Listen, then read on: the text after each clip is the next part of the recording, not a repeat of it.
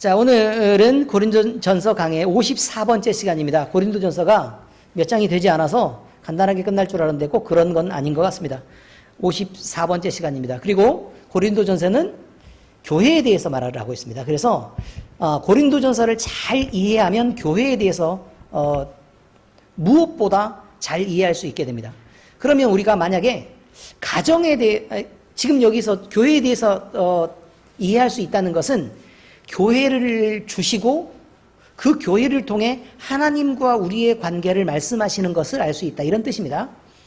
그러면 가정을 주시고 그 가정을 통해서, 가정과의 모든 관계를 통해서 하나님과 우리와의 관계를 모두 다 알 수 있도록 그렇게 안내하신 성경도 또 있습니다. 어디 있을까요? 에베소서.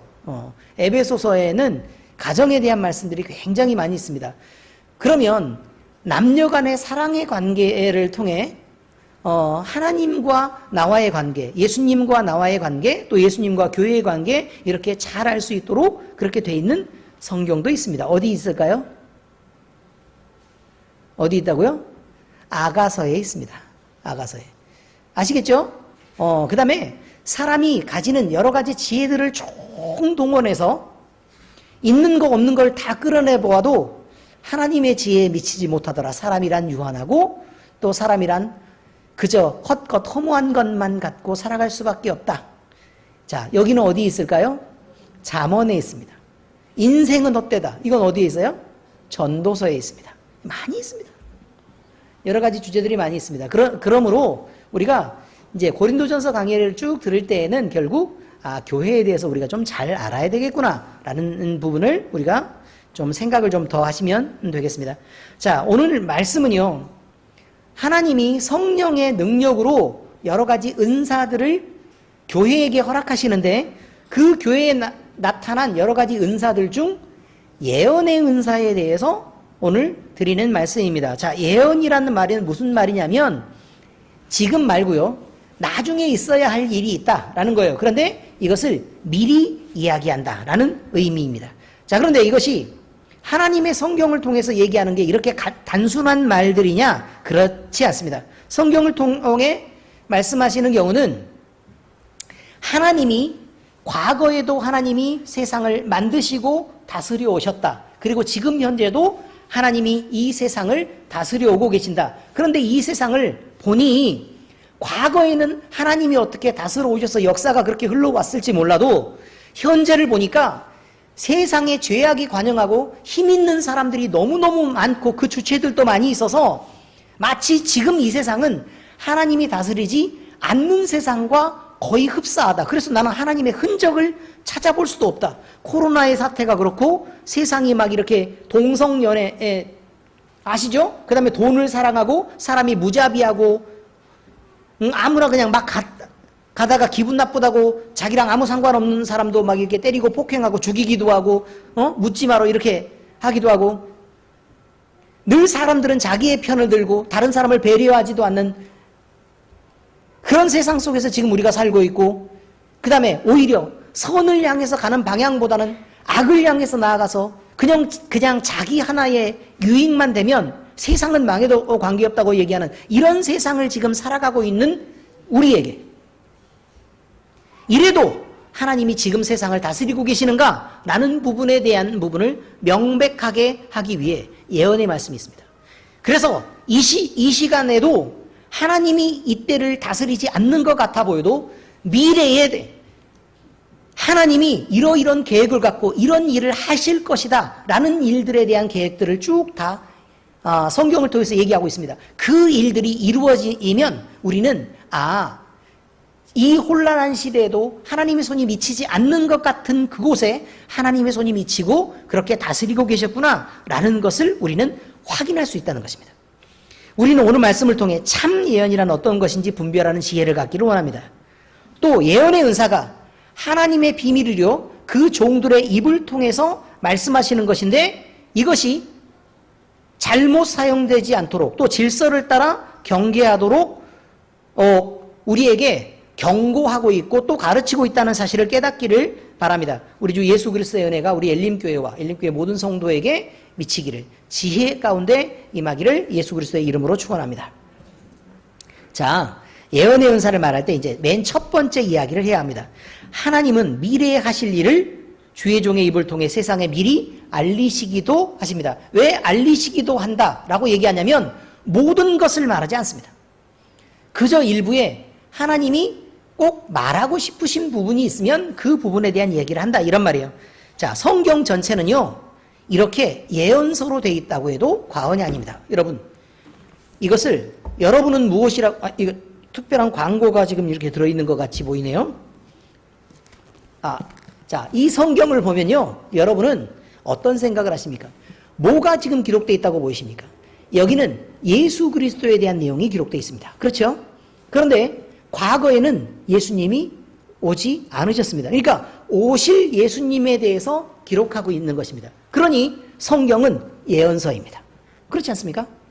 그리고 예수님은 예수님의 공생의 사역을 통해서 하나님이 나중에 인류를 어떻게 구원하실 것이냐라는 부분에 대한 천국 복음을 전파합니다.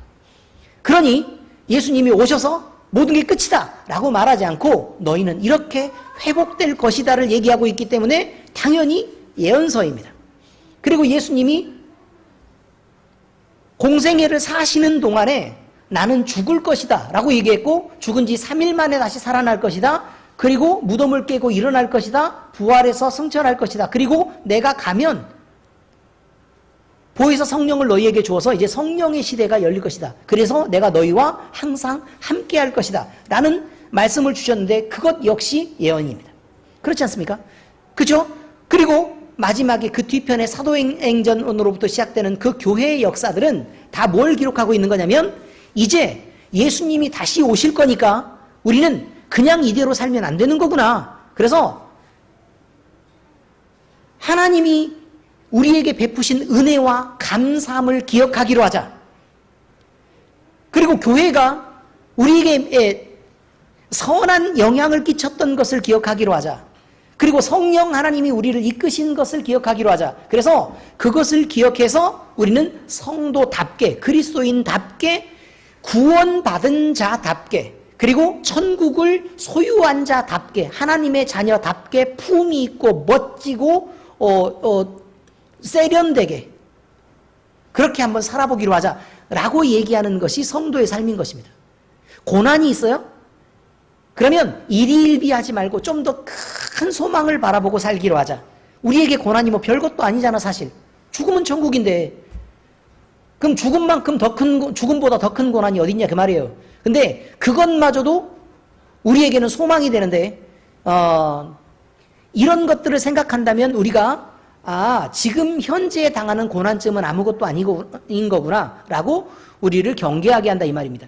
자, 그리고 또 신약에서 나와 있는 여러 가지 성경에서 이단에 대한 얘기들도 굉장히 많이 나와 있는데 그것은 뭐냐면 이 귀한 복음이 하나님의 뜻에 의해서 펼쳐지는데 다른 영적 세력에 의해서 이것이 더러워지고 있고 부패하고 왜곡되어 가고 있는 중이다. 그러니 우리는 이것을 지켜내야 되지 않겠느냐라는 부분에 대한 이야기입니다. 되게 간단하죠. 그렇지 않습니까? 자, 그래서 성경 전체가 예언입니다. 그런데요, 우리가 생각해보면 성경을 다 알면 이제 이것을 이해하기가 쉬울 텐데 성경 전체를 알지를 못하니 우리가 부분적으로 한마디나 알아서 아내들이여 남편의 말에 순종해라 라고 얘기하면 남편에게 복종하는 것만 늘 생각하고 하나님은 도대체 나를 왜 이렇게 남존 여비 사상이 있으셔가지고 나를 괴롭히시는가 이렇게 생각한단 말입니다. 큰 것을 몰라서 그냥 그러는 거예요. 큰 틀을 몰라서. 자, 그다음에 하나님의 여러 가지 비밀들에 대해서 자꾸 공개합니다. 그런데 그 비밀들을 해석할 능력이 있어야죠. 뭘 앞뒤를 알 수가 없으니. 그러니 그런 부분들도 역시 성경을 이해하는 데 문제가 생겨서 그래서 성경 전체가 예언의 말씀으로 되어 있고 그것이 우리를 위한 것이라는 것들을 우리는 깨닫기가 좀 어렵다 이런 말입니다. 자, 여러분, 그런데요, 이것을 이해하기 위해서는요, 그러면 어떻게 돼야 되냐면 성경 지식을 잘 알아야 됩니다. 그래서 성경을 읽으라고 얘기하는 것입니다. 우리 교회는 어느 다른 교회보다 성경을 더 열심히 읽으라고 권유하고 있고 또 사실 압박하고 있는 중에 있습니다. 말을 안 들으면 혼나기도 합니다. 그렇죠? 네. 그러고 있습니다. 뿐만 아닙니다. 성경을 많이 읽어야 되는데 그걸 스스로 해석할 수 있는가? 그게 아니라는 걸 제가 분명히 가르쳤습니다. 성경을 읽으면 하나님이 우리에게 영감을 주시고 그 뜻을 알게 하지 않는 한 아무리 많은 지식을 갖고 있어도 하나님의 마음을 이해할 수 없습니다. 그러니까 하나님과의 민감한 교제가 이루어지고 있는 상태를 유지해야 될 책임이 있습니다. 하나님과의 민감한 교제가 유지가 되지 않으면 나 나름대로 해석하는 것입니다. 하나님 앞에 나와서 내가 이제 구원받았으니까 이 기쁨과 즐거움으로 늘 이렇게 살아야지라고 생각을 하는 그런 성도들의 마음 속에는요, 하나님이 그 전에 내가 어떤 잘못을 저지르고 내가 어떤 삶을 살아왔는지에 대한 회개가 없는 사람들도 많이 있습니다. 하나님은 이전의 문제가 온전히 해결되지 않았을 때 나중에 나타날 수 있는 문제들에 대해서 성경이 계속해서 지적합니다. 이전의 문제를 해결하고 그걸 끊어나가야 합니다. 그것이 애굽에서 나오는 출애굽 사건들 속에 기록되어 있습니다. 우리는 끊임없이 애굽을 바라고 애굽을 소원하게 되어 있습니다. 하나님을 아무리 찾고 바라고 또 하나님 앞에 나아가길 원한다고 하더라도 과거에 내가 하나님 앞에서 하나님의 마음을 아프게 했던 것들에 대한 것들을 충분히 끌어내고 그걸 씻어내고 내가 이것은 다시는 돌아가지 않겠다라고 정리하지 않는 한 그것은 내가 우연히 스치면서도 그 수렁 속으로 그냥 쉽게 다시 돌아갈 수 있는 상황이 생기는 것입니다. 그러므로 여러분 자신을 위해서 온전한 회개가 필요하다고 얘기하는 것입니다. 이렇게 하나님은 특별히 하나님의 일을 예언을 통해 말하시고 또 그러기 위해 선지자를 택하시고 또 그에게 감동을 주어서 하나님의 말씀을 주시고 또 그 말씀을 깨닫게 하시고 하나님의 마음을 이해하게 하신단 말입니다. 선지자들을 보면 여러분들은 뭘 느꼈는지 모르지만 성경을 읽다 보면 이런 생각 들지 않아요? 왜 선지자들은 하나님의 마음을 저렇게 깊게 이해하고 아파할까? 이런 마음은 들어요, 안 들어요? 그럼 안 드셨어요? 이제 다시 해보세요, 그러면. 네.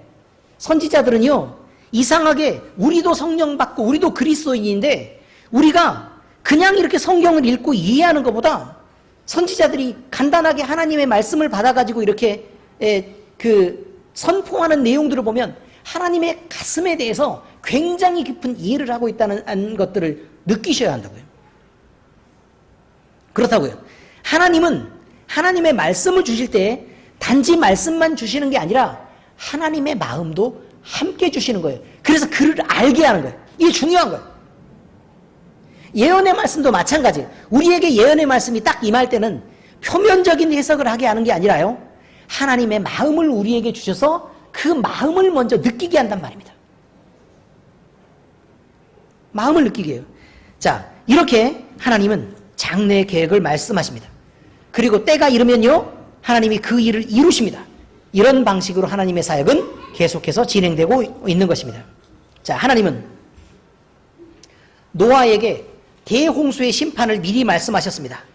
그리고 죄가 가득한 인간에게는 회개를 요구하신 것입니다. 자, 여러분 생각해 보십시오. 하나님이 만든 세상이 있습니다. 그 세상이 아름답고 아름다웠습니다. 그런데요, 하나님이 보실 때에 여러 세대가 지나가고 인구가 어마어마하게 많아지니까 이 세상은 하나님을 버리고 하나님을 떠나서 자기들의 세상을 만들어갑니다. 그리고 죄가 간영해서 부패하고 타락합니다. 여러분, 하나님이 만드신 세상이 그렇게 썩어갔을 때 하나님의 마음이 어떻겠습니까? 참고 참는 것입니다. 여러분은 여러분이 만들지 않았지만 하나님이 주셔서 아이를 갖게 되었고 여러분은 부모가 되었지만 그 자식이 부패하고 타락하고 썩어가는 쪽으로 계속 가서요, 희망이 없이 계속해서 죽어가는 방향으로 가고 있다면 여러분의 마음은 과연 어떨 것 같습니까? 여러분의 자식 때문에는 여러분이 가슴이 아프지만 하나님이 여러분의 부패 때문에 가슴이 아파지는 것은 잘 느끼지 못하지 않습니까? 바로 이것입니다. 참고 참으신 것입니다. 그런데 그 사람들을 홍수로 내가 쓸어야겠다라고 결정하시기까지의 하나님의 마음이 어땠을까라는 것을 우리는 생각해야 된다는 것입니다. 과연 어땠을까? 내가 내 손으로 만든 이 세상과 이들을 모두 다 포기하고 쓸어버려야 되는 그런 시점이 오는 그때에 하나님의 마음은 어땠을까? 여러분이 낳긴 낳았죠. 여러분이 만들지 않고 하나님의 손으로 주어진 여러분의 자식들을 포기할 수 있습니까? 그 얘기를 하고 있는 것입니다. 대홍수의 심판은요, 예수 그리스도에 대한 얘기입니다. 예수 그리스도. 거기에 따른 구원만 얘기하는 게 아니라 예수 그리스도가 아니면 모두 다 멸망할 수밖에 없는 죄인들에 대한 얘기를 다루고 있습니다. 예수 그리스도가 없으면 모두 다 죽어야 되는 상황. 그런 상황에 대한 얘기를 하고 있는 것입니다. 창세기 6장 13절 하나님이 노아에게 이르시되 모든 혈육 있는 자의 포악함이 땅에 가득함으로. 그냥 이게 글씨만 써서 사람은 악하구나 이렇게 말하면 안 돼요. 여기에는 하나님의 감정이 들어있단 말이에요. 모든 혈육 있는 자의 포악함이 땅에 가득함으로. 여기까지 읽으면 하나님이 얼마나 아플까가 보여야 되는데 우리는 포악함이 가득하구나 그러고 마는 거예요. 인간은 죄에 가득 찼네. 이러면 안 된다 그 말입니다. 그 끝날이 내 앞에 이르렀으니 도대체 이제는 용서고 자시고 할 수 있는 상황이 도대체 못 되니 내가 그들을 땅과 함께 멸하리라. 이렇게 되어 있습니다. 가벼운 얘기 아닙니다, 여러분. 여기서도 하나님의 마음이 보여야 합니다. 또 이어지는 말입니다. 하나님은 아브라함에게 소돔과 고모라성의 멸망을 미리 말씀하시고 감추지 않으셨습니다. 여러분, 소돔성과 고모라성이 있습니다. 자기네들끼리 성을 쌓고요, 그 안에서 세상에 이렇게 더러워도 더 이상 더러워질 수 없을 만큼의 죄를 계속해서 그들이 범했습니다. 그들은 성적으로만 타락한 게 아닙니다. 그들이 행동하고 있는, 롯에게 하고 있는 그 무자비한 행동들을 보면요, 그들에게는 인격도 존중도 없는 것입니다. 그저 무례배들만 가득한 것입니다. 하나님은 이 소돔성과 고모라성을 멸망시키기로 작정했습니다.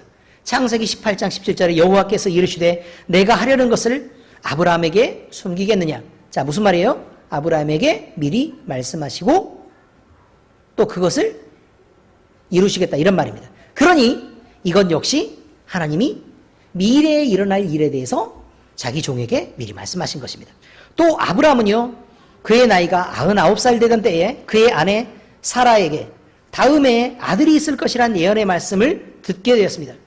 창세기 18장 10절에 보니까 그가 이르시되 내년 이맘때 내가 반드시 내게로 돌아오리니. 그럼 이것도 예언이죠? 그렇지 않습니까?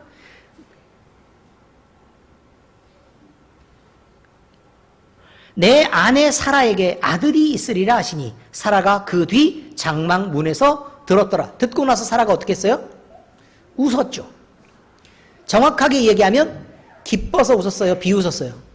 비웃었죠. 그리고 나서 그 내용이 뭐냐면, 비웃은 내용이 내가 이미 생리가 끊어졌고 나처럼 늙은 몸으로 무슨 애가 있다고 저런 식으로 얘기를 하냐라고 나와 있습니다. 물론 표현은 제가 이렇게 천박하게 하지만 성경은 훨씬 고급스러운 단어들로 되어 있습니다. 여러분, 하나님은 하나님이 이루실 일을 미리 말씀하십니다. 그런데 거기에는요, 아브라함이 내년에 아들을 주십시오 라고 얘기했던 기도가 들어있었던 것도 아니고, 내년에는 반드시 아이가 있어야 합니다 라고 필요를 위해서 아브라함이 그걸 느꼈던 것도 아니고, 사라가 내 몸을 고쳐주셔서 아이를 반드시 허락해 주셔야 합니다 라고 얘기했던 것도 아닙니다. 이것은 누가 계획한 일이냐면 하나님이 계획하시고 하나님이 이루어가시는 일입니다. 그리고 이 하나님이 하실 일들을 아브라함에게 던지면 아브라함이 그것을 믿고 소망을 품고 또 기대를 하고, 또 하나님이 그때가 되면 그 기대했던 아브라함에게 이 일을 드러내시고 그래서 하나님이 내가 이렇게 너의 하나님이다 라는 것을 증명하신다 그 말입니다. 결국 예언의 성취는요, 하나님이 우리의 하나님이시라는 것을 증명하는 과정입니다. 예언이 성도가 없으면 예언은 필요도 없는 것입니다. 모리아산에서요, 하나님을 향해서 제단을 쌓았던 아브라함이 있습니다. 그의 나이가 100세 때 얻은 아들 이삭이 있었는데 그 아들 독자라도 아끼지 않고 하나님 앞에 드리려고 했던 아브라함에게 대적을 이기고 그의 자손으로 메시아가 오실 것을 예언해서 알게 되었습니다. 창세기 22장 17절 18절에 이렇게 나와 있습니다. 내가 내게 큰 복을 주고 내 씨가 크게 번성하여 하늘의 별과 같고 바닷가의 모래와 같게 하리니 내 씨가 그 대적의 성문을 차지하리라. 자, 이것은 영적인 일에 대한 내용입니다. 또 내 씨로 말미암아 천하 만민이 복을 받으리니 그 천하 만민 중에 우리가 있어요. 이는 내가 나의 말을 준행하였음이니라 하셨다 하니라. 결국 하나님의 말씀을 들었다 그 말이에요. 근데 그 들은 것이 뭐냐면, 예를 들어서요, 이런 거하고 똑같습니다. 내가 옆에 있는 친구에게 부탁을 합니다. 부탁을 하는데 아주 사소한 부탁을 하는 거예요. 사소한 부탁을 하는데 이렇게 얘기를 하는 거죠. 내 부탁이 이런 게 있는데 부탁을 잠깐만 좀 들어줘 라고 얘기를 했더니 이 친구가 뭐 그딴 건 네가 해도 되잖아 라고 얘기할 수도 있고, 반대로 이 친구가 그래 네 부탁인데 내가 무엇이라도 듣지, 말만 해라, 이보다 더 큰 부탁이라도 내가 들어주마, 너는 내게 너무 소중한 친구지 않냐 라고 말을 했다고 생각해 보세요. 그럼 앞과 뒤가 서로 다르죠? 그렇지 않습니까? 하나님은 하나님의 말씀을 우리가 지키고 준행한 것에 대해서, 다시 말해서 너는 마음속에 미움을 품지 말고 살아야 한다. 다른 사람을 존중하고 다른 사람의 말도 소중하게 여길 줄 알아야 한다. 너는 남을 높여야 한다. 섬기는 자로 살아라. 사랑을 실천하는 자로 살아라.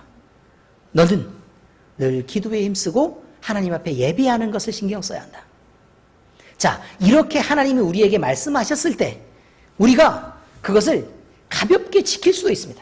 믿게 하지 않으려고, 미워하지 않으려고 할 수도 있고, 다른 사람을 높이려고 할 수도 있습니다. 하나님 말씀이니까 그렇게 할 수 있습니다. 이게 세 가지의 경우수가 있는 거죠. 안 지킬 수 있습니다. 이건 말 하나마나 하나님이 중요하지 않은 것입니다. 두 번째입니다. 지킬 수 있습니다. 그러나 그것이 계명이기 때문에 가볍게 지킬 수 있습니다. 그러나 이제 세 번째 경우가 있습니다. 내가 지킬 수 있는 능력이 있는지 없는지도 모르고, 또 내가 지킬 마음이 중심이 구분되어 있는지 안 되어 있는지도 잘 모르는데, 그런데 내게 나를 구원하신 하나님이 계시단 말이에요. 나를 위해 희생하신 예수님이 계세요. 그러니까 내가 하나님의 말씀이라면, 예수님의 말씀이라면 꼭 들어주고 싶은 거예요. 이해가 되십니까? 그래서 그 말을 지킬 때 이것만 의미가 있습니다. 세 번째. 두 번째 건 의미가 없습니다, 여러분. 명심하셔야 합니다. 하나님의 말씀을 지킬 때도 그냥 하나님이 나를 살리시고 내게 은혜를 베푸신 것을 기억하고 지킬 때, 그리고 하나님이 소중해질 때만 의미가 있지, 그냥 지켜지는 계명은 아무 의미도 없습니다. 아멘? 꼭 기억하시기 바랍니다. 어느 순간에 두 번째처럼 지키려고 하면요, 어느 순간에 내가 쉽게 높아집니다.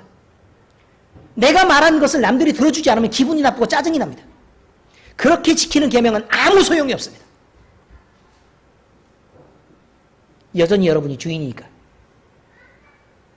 여러분 속에 예수님이 더 많이 소중해지지 않는 한 우리는 그 계명을 지키는 것마저도 하나님이 기뻐하시는 모양으로 하고 있지 않다는 사실을 기억해야 합니다. 아브라함은 하나님이 그에게 어떤 하나님인 줄 알았기 때문에 그에게 자기가 가장 사랑하는 아들 독자라도 아끼지 않았던 것입니다. 그래서 하나님 역시 아브라함과 그 다음 세대를 향해 하나님이 가장 아끼고 포기할 수 없었던 예수 그리스도를 우리에게 아끼지 않고 주실 수 있었던 것입니다. 이처럼 하나님은 당신이 계획하신 비밀이란 일들이 그의 종에게 전달되기를 원하고 또 그 일들이 하나님을 통해서 이루어지면서 그가 사랑하는 그 사람들에게 증명되기를 원하는 것입니다. 예언은 의미가 없는 사람에게 증명되기를 원하는 게 아닙니다. 모든 예언의 말씀은 그가 사랑하시는 성도, 바로 우리에게 증명되기를 원해서 성경이 기록되어 있는 것입니다. 하나님을 믿지 않는 많은 사람들이 보라고 있는 게 아닙니다. 하나님을 소중하게 생각하고 하나님을 사랑하고 그 마음속에 간절함 가운데서 하나님을 지켜내는 사람들에게 보라고 있는 것입니다. 이것이 예언입니다. 그래서 아모스 3장 7절에 그렇게 말합니다. 주 여호와께서는 자기의 비밀을 그 종 선지자들에게 보이지 아니하시고는 결코 행하심이 없으시리라. 이렇게 말합니다. 여러분, 성경 전체는 이렇게 예언과 예언으로 연결되어 있기 때문에 그 마지막이 되는 예수 그리스도의 재림과 최후의 심판, 영원한 천국까지 예언의 말씀을 통해 증거되고 있는 것입니다. 그래서 우리는 성경 안에 예언된 말씀들이 임하는데 하나도 빠짐없이 단 하나도 예외 없이 모두 다 임했기 때문에 우리가 죽을 때 천국 가는 그 예언이 임하는 것을 아는 것입니다. 중간에 한 개라도 비면 우리가 천국 갈 때 우리가 죽으면 천국 있는지 어떻게 알아요? 다 맞으니까, 예외가 없이 맞으니까 이것도 맞는다라고 아는 거죠. 그렇지 않습니까? 또 예수님이 재림하시는 사건도 마찬가지입니다. 아직 오지 않은 걸 어떻게 믿습니까? 모든 예언들이 다 임하고 맞기 때문에 우리가 그걸 부인할 수 없어서 믿는 거 아닙니까? 바로 그런 것입니다. 예언을 통해 미리 말씀하시는 이 이유는 세상을 주관하고 다스리시는 분이 하나님이시고 분명히 이것을 우리에게 알게 하고 또 그것을 믿는 자들에게 구원을 주시려고 하시는 것이다, 이 말입니다. 계시록 1장 1절에서 2절, 계시록 시작 처음 부분부터 그렇게 되어 있습니다. 예수 그리스도의 계시라, 이는 하나님이 그에게 주사 반드시 속히 일어날 일을 그 종들에게 보이시려고 그의 천사를 그 종 요한에게 보내어 알게 하신 것이라. 누구에게 보이시려고 그런다고요? 그 종들에게 보이시려고 그런다고요. 그러기 위해 누구를 보냈다고요? 천사를 보냈는데 요한에게 보냈다고요. 그러니까 요한이 천사를 만나서 그 천사가 가르쳐 준 걸, 또 보여준 걸 쓰는 거예요. 그러면 그 쓴 예언을 갖다가 누가 본다고요? 우리가 본다고요. 그렇게 하시려고 한다, 그 말이에요. 요한은 하나님의 말씀과 예수 그리스도의 증거, 곧 자기가 본 것을 다 증언하였느니라. 결국 증언하는 것은 뭐냐면 하나님의 말씀이라는 것입니다. 자, 첫 번째 내용이었습니다. 두 번째, 예언의 은사는 미래에 하나님이 하실 일을 세상에 미리 알리시는 것입니다. 예언의 은사는요, 미래 일을 예측하는 게 아닙니다. 다시 말해서요, 하나님 없이 그냥 나중에 뭐 점치듯이, 점보듯이 그렇게 하는 게 아닙니다.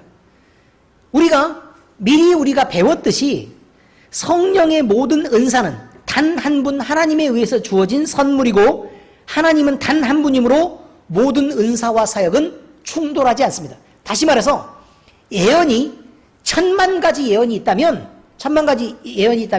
그 1000만 가지 예언을 모두 다 한꺼번에 모아도 이것이 모두 다 하나님이 주신 거라면 이 예언은 정확하게 충돌하거나 배치되지 않습니다.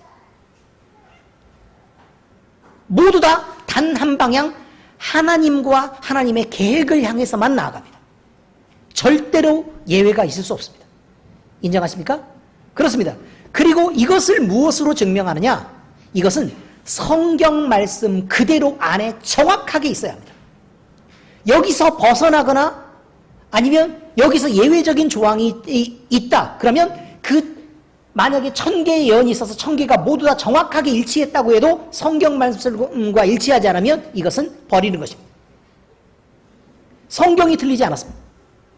이것을 우리는 기억해야 된다, 그 말입니다. 자, 여러분, 서로 예언 역시 배치되거나 충돌될 수 없다. 의견의 대립이 있을 수 없다라는 것을 우리는 늘 있어야 합니다. 알고 있어야 합니다. 하나님은 예언하는 은사를 교회에 주셨습니다. 교회의 모든 성도들이 이 은사를 받아서요, 미래를 알게 됩니다. 그러면 그것을 갖고 소망을 갖는 것입니다. 그럼 기쁨으로 하나님이 우리에게 지금 펼치실 세상에 대해서 지금 고난 중이라도 그것을 이기고 넉넉하게 견딜 힘을 얻게 되는 것입니다. 그러면요, 우리는 오실 예수님을 기다릴 수 있게 됩니다. 그리고 우리가 나중에 만날 천국을 기다릴 수 있게 됩니다. 이렇게 하나님을 바라보고 소망 중에 예수 그리스도를 기다리도록 하기 위해 예언이 있는 것입니다. 또한 예언의 은사를 통해서요, 주어진 미래에 나타날 사건들, 이 사건들이 시간이 점점 진행됨에 따라 점점 하나씩 임해지는 걸 볼 수 있습니다. 자, 이것은 하나님이 과거와 현재와 미래 모두를 다 다스리는 분임을, 모든 생사화복, 인류의 미래를 주관하시는 분임을 우리는 분명히 확인할 수 있게 됩니다. 이 모든 것들을 통해서요, 결국 예언은 모든 사람을 위한 것이 아니라 교회의 지체를 이루는 성도들만을 위한 것임을 반드시 알아야 합니다. 우리만 위한 것입니다. 꼭 기억하셔야 합니다. 우리만 위한 것입니다. 예언이 임해요. 그럼 나중에 예수 그리스도의 재림이 임해요. 우리에게는 뭐예요? 우리는 회복의 시간입니다. 그렇죠? 영광을 얻는 시간입니다. 예수님의 재림은 그런 것입니다. 다른 사람들은요, 멸망당하는 심판의 시간입니다. 왜 그들을 위한 것이겠습니까? 무슨 말인지 아십니까? 사람이 죽어요. 성도에게는 천국을 가는 시간입니다. 믿지 않는 자들에게는요, 지옥 가는 시간입니다. 왜 그들에게 영광이 되죠? 아닙니다.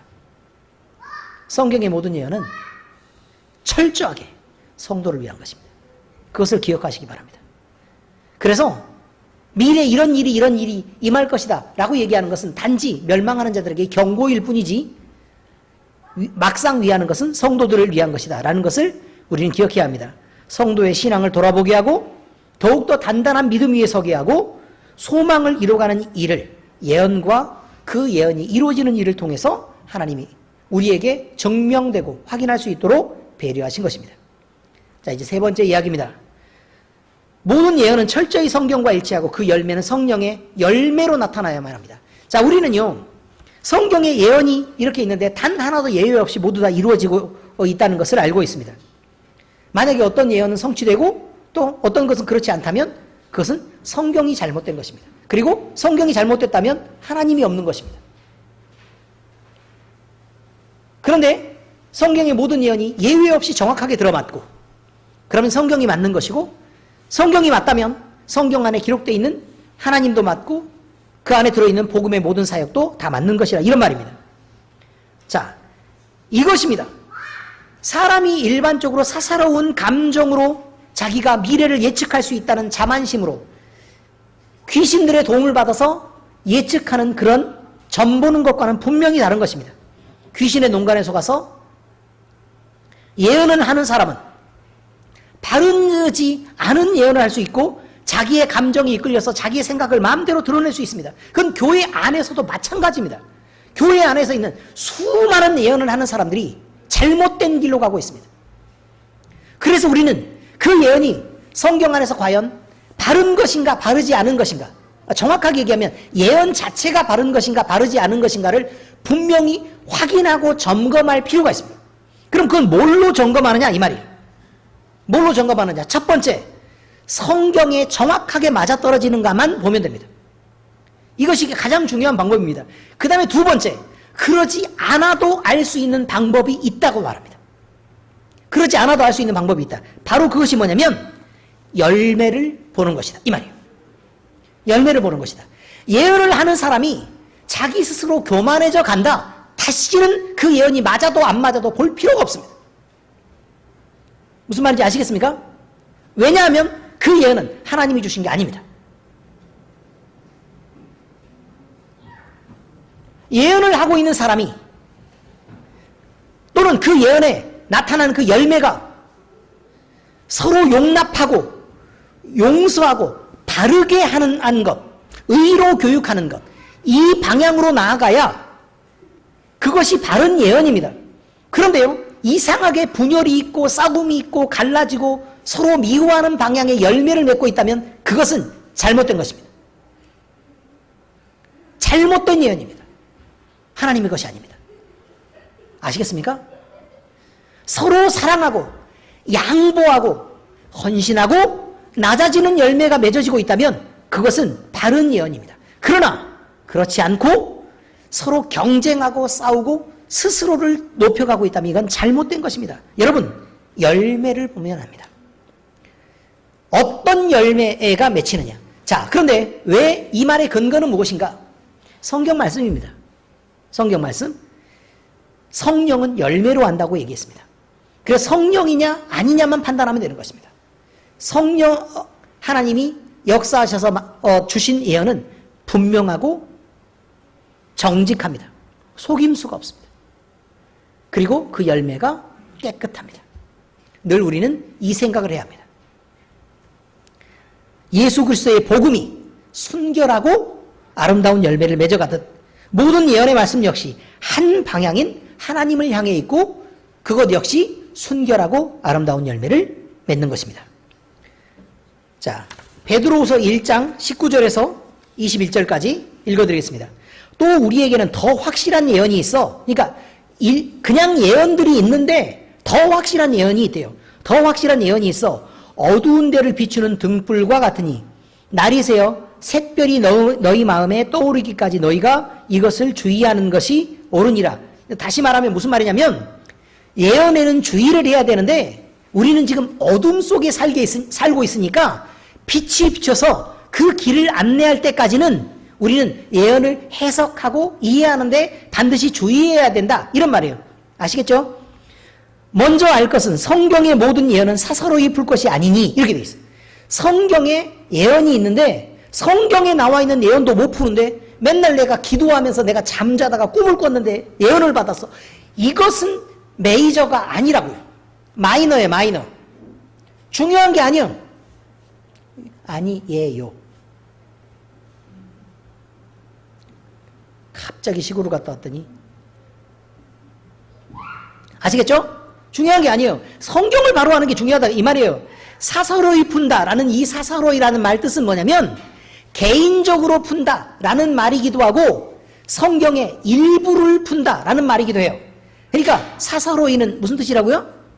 개인적으로 풀면 돼요, 안 돼요? 안 돼요. 개인적으로 풀면 안 돼요. 개인적으로 푸는 게 아니라 역사 속에서 증명되고 있는 성경에 대한 전체적인 해석을 놓고 푸는 거라 그 말이에요. 그 다음에 두 번째는 뭐는 안 된다고요?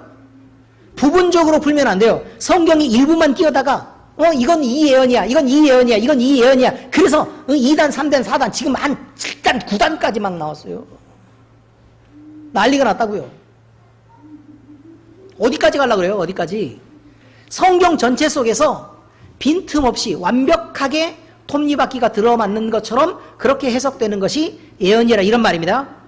대충 의미를 아시겠죠? 사사로이란 그렇게 풀는 게 아니라 이 말이에요. 자, 21절. 예언은 언제든지 사람의 뜻으로 낸 것이 아니요. 다시 말해서 야, 네 생각으로 풀지 마 라고 얘기하는 거예요. 네 생각으로 풀지 말라고요. 오직 성령의 감동하심을 받은 사람들이 하나님께 받아 말씀하신 것이라. 그러니까 성령의 감동으로 풀어내야 하고 하나님의 도움을 받아 푸는 게 예언이라 이 말이에요.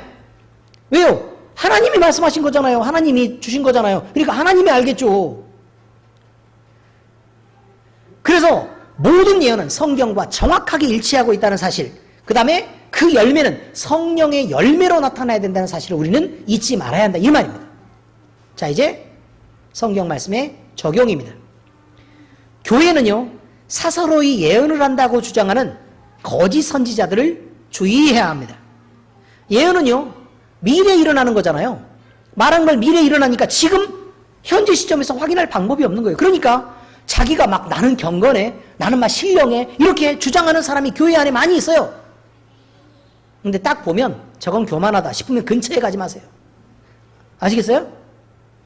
자, 자신이 이렇게 신령하다고 주장하는 사람들이 자꾸 내가 꿈을 꿨네, 기도해봤네 이러면서 함부로 예언의 말을 이렇게 하고 또 신비감을 줍니다. 그리고 때로는 협박을 합니다. 공포감을 줍니다. 그래서 이렇게 사람들을 미혹합니다. 아무것도 모르는 사람들은, 막 새신자들, 막 성경 지식이 없는 사람들은 그냥 이렇게 미혹돼서요. 아, 그런가 보다. 그렇지 않을지는 몰라도 그래도 조심하는 게 좋지 않을까? 이렇게 생각합니다. 여러분, 성경은 이들을 거짓 선지자라고 분명히 규정하고 있습니다. 이들은 멸망받을 마귀 사탄과 동류임을 분명히 하고 그리고 그들의 멸망을 성경은 분명히 기록하고 있습니다. 거짓 선지자들은 세상의 유익을 취하여 육신을 배불리려고 하는 사람들입니다. 마귀 사탄도 성령 하나님의 역사를 모방하는 원숭이라는 걸 우리는 이미 배웠습니다. 그렇죠? 그러니 그 모양이 비슷하면 비슷할수록 더 위험한 거다 이 말이에요. 그러므로 열매로 우리는 성령 하나님이 일하시고 그 예언이 바른 것을 분명히 분별할 수 있어야 합니다. 그래서 거짓 선지자들을 판단하는 두 가지 방법이 뭐라고요? 성경과 일치하는가? 열매가 성령의 열매를 맺고 있는가? 이렇게 꼭 기억해야 합니다. 자, 마태복음 7장 15절 20절 거짓 선지자들을 삼가라. 양의 옷을 입고 너희에게 나오나 속에는 노략질하는 일이라 라고 되어 있습니다. 마태복음 4장 23, 4절 그때 사람이 너희에게 말하되 보아 그리스도가 여기 있다 혹은 저기 있다 하여도 믿지 말라. 거짓 그리스도들과 거짓 선지자들이 일어나 큰 표적과 기사를 보여 할 수만 있으면 택하신 자들도 미혹하리라. 이해가 되십니까? 됐죠? 베드로후서 2장 1절에서 3절 그러나 너희 백성 가운데 또한 거짓 선지자들이 나섰나니 이와 같이 너희 중에도 거짓 선생들이 있으리라. 그들은 멸망하게 할 이단을 가만히 끌어들여 자기들을 사신 주를 부인하고 임박한 멸망을 스스로 취하는 자들이라.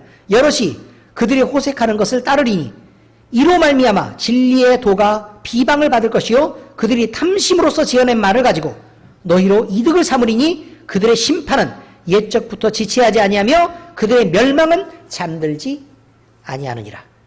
어떻습니까? 열매로 합니다.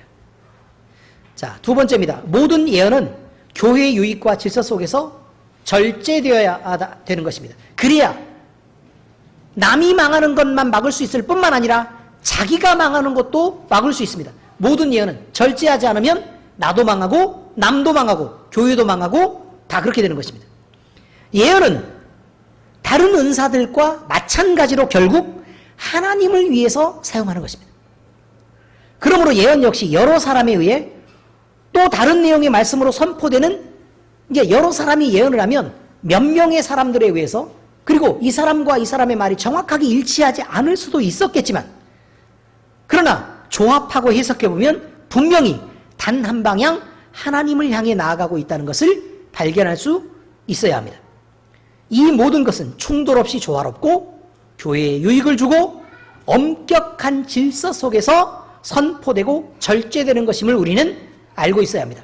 근데 꼭 꿈을 꿨다는 사람 아니면 무슨 계시를 받았다는 사람들은 자기 혼자 미쳐가지고요 교회에서 자 여기까지요 여기까지 하시고 멈추세요. 그리고 다시 기도해 보시고 그 예언을 다시 체크하세요 라고 얘기를 하잖아요. 그러면 내가 계시를 받았는데 목사님이 영적으로 저게 흐려가지고 잘 모르고 이렇게 되면 곤란해요. 아시겠죠?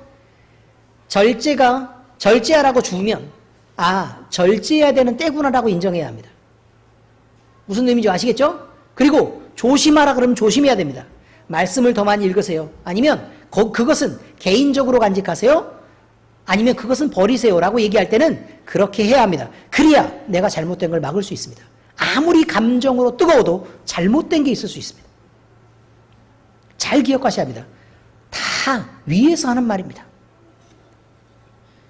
근데 아직까지는 제가 이렇게 당당하게 얘기할 수 있는 게 그다지 우리 교회가 그 정도까지 수준에 이른 정도까지 잘 발전해 있지 않습니다. 그러나 곧 거기까지 이를 것입니다. 그러니 미리 교육시키고 조심시키는 것입니다.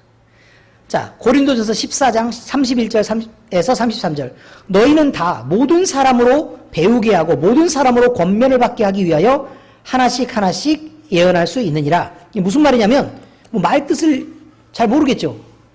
자, 예언하는 사람이 하나를 예언하고 또 하나를 예언하고 하나를 예언하고 이렇게 할 수 있다 이 말이에요. 그런데 이것이 많은 사람들에게 배움을 주기 위해서 또는 권면의 도움을 받게 하기 위해서 예언을 하는 거다. 다시 말해서 예언이란 교회에 유익을 주기 위해서 하나씩 하는 거다 이 말이에요. 할 수 있는 대로 막 무조건 다 쏟아붓는 게 아니라 예언하는 자들의 영은 예언하는 자들에게 제재를 받나니 이게 무슨 말이냐면 영은 영으로 제재를 받을 수밖에 없다 이 말이에요. 영은 세상과 육신인과 제도로서 절제받는 게 아니라 그 말이에요. 왜냐하면 모를 수 있으니까. 아시겠죠? 그러나 신령은 신령한 것으로 절제를 받아야 한다. 하나님은 무질서의 하나님이 아니시오 오직 화평의 하나님이시니라. 무슨 말이냐면 하나님은 충돌하게 하시는 하나님이 아니고 조화하게 하시는 하나님이라 이런 말이에요. 그러니 예언 역시 이 사람에게는 이런 말을 주고 또 같은 사람에게 반대말을 주고 이러는 게 예언이 아니다 이 말이죠. 지금까지 우리가 배우고 있는 것과 마찬가지의 말들을 지금 하고 있는 것입니다. 결국 모든 예언은 교회의 유익을 위해 주어진 것이고 그 다음에 질서 속에서 그것이 절제되어서 진행되어야 된다는 것을 잊지 마시기 부탁드립니다. 이거 외워야 합니다. 아시겠어요? 그 다음에 세 번째, 깊은 예언은 성경에 대한 깊은 이해를 동반할 수밖에 없습니다. 예언의 말씀은 하나님이 이루실 일을 말씀하시는 것이기 때문에 결국 성경과 일치할 수밖에 없습니다. 왜냐하면 성경은 변하는 게 아니고 하나님도 변하지 않으시기 때문에 그렇습니다. 하나님은 한 분이십니다. 성경과 배치되는 예언이라는 건 하나님이어도 존재할 수 없습니다. 모든 예언은 성경의 예언을 근거하고 있고 그것과 벗어나지 않습니다. 그래서 예언하는 내용을 보면 하나님의 말씀이 기록된 성경 말씀을 주시는 경우도 대단히 많은 것입니다. 그러니 예를 들어 예언의 말씀을 받았다 그래서 예언하는 사람이 어떤 사람에게 권면을 하면서 예언을 합니다. 그런데 예언하는데 성경 말씀 어느 구절이 그냥 그대로 튀어나와요. 뭔 말인지 못 알아들었어요? 알아들으셨어요? 똑똑해졌네요. 요즘 공부하시더니. 예언이라고 얘기하면 너는 이렇게 나중에 무슨 일이 있을 거야. 그런 게 아니고 예언을 하는데 성경 말씀 구절이 툭 튀어나온다고요. 그냥. 무슨 말인지 아시겠죠? 그것 역시 예언이라고요. 자, 이렇게 되는 것은 성경 말씀에서 말씀의 큰 테두리 안에서 그 예언이라는 게 벗어날 수 없기 때문에 그런 특징을 가졌기 때문에 그냥 그렇다는 것입니다. 그런데요. 성경을 읽지도 않고 도대체 성경을 묵상하지도 않는 어떤 이집사가 있다면 그렇다면 예언을 어떻게 알고 이해할 수 있겠습니까? 성경은 성도의 유익을 주기 위한 것입니다. 마찬가지로 예언 역시 성도의 유익을 위한 것이기 때문에 그 해석이 중요합니다. 해석할 수 없는 예언은 의미가 없습니다. 결국 성도로 깨닫게 하기 위해 예언이 있는 것이기 때문에 그렇습니다. 그래서 예언의 내용을 부분적으로 풀지도 말고 사사로이 풀지도 말고 이렇게 하기 위해서는 성경을 더 많이 읽고 더 많이 공부하고 그리고 교회라는 테두리를 벗어나지 않는 게 중요하다라고 지금 얘기하고 있는 것입니다. 그래서 성경은 영원하신 하나님이 주시는 그 깊은 영적인 부분들에 대해서 깊은 이해와 묵상을 동반한다는 사실을 우리는 잊지 말아야 할 것입니다. 자, 이렇게 나와 있습니다. 계시록 1장 7절에서 8절 볼지어다 그가 구름을 타고 오시리라 각 사람의 눈이 그를 보겠고 그를 찌른 자들도 볼 것이요 땅에 있는 모든 족속이 그로 말미암아 애곡하리니 그러하리라. 아멘. 주 하나님이 이르시되 나는 알파와 오메가라 이제도 있었고 전에도 있었고 장차 올 자요 전능한 자라 하시더라. 여러분 이보다 더 큰 예언이 어디가 있습니까? 이 말씀을 지켜야 하는 것입니다. 예수님이 반드시 오십니다. 기도하겠습니다.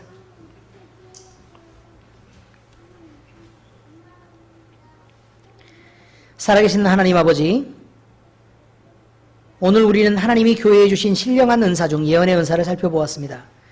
지금까지 우리는 예언이 그저 미래의 일을 미리 말하는 것인 줄로만 알았습니다. 그러나 예언은 단 한 분 하나님께서 성도를 위해 이루실 비밀한 일들을 그의 종들의 입을 통해 말씀하시는 것으로 성경과 일치하고 교회의 엄격한 질서 속에서 행해지는 것임을 알게 되었습니다. 여기에 거짓의 아비인 사탄 마귀가 개입할 수도 있고 신비한 사수를 부리며 성도를 미혹하여 귀한 영혼을 멸망으로 끌고 갈 수도 있다는 것을 우리가 배우며 우리 스스로 경계하고 조심해야 될 것들을 다짐하게 됩니다. 우리가 신령한 은사와 거룩한 은혜 속에 더욱 깊이 잠길 때에 더 많이 겸손의 열매를 맺고 더 많이 지혜롭고 더 많이 분별할 수 있도록 우리를 도와주시옵소서. 그래서 우리가 온전한 교회로 세워져 가고 우리의 입술로 예수님이 머리 되신 교회의 이름을 선포하는 그 모든 일에서 하나님의 영광이 나타나게 하시옵소서. 우리 모두가 늘 겸손한 마음으로 주님을 의지하며 주의 영광을 위해 살게 하시옵소서. 우리는 다시 오실 주님을 기다립니다. 이 거룩한 예언의 말씀이 우리 마음속에 새겨지게 하시옵소서. 이 모든 말씀 교회의 머리가 되시는 우리 주님 예수 그리스도의 이름으로 기도드립니다. 아멘.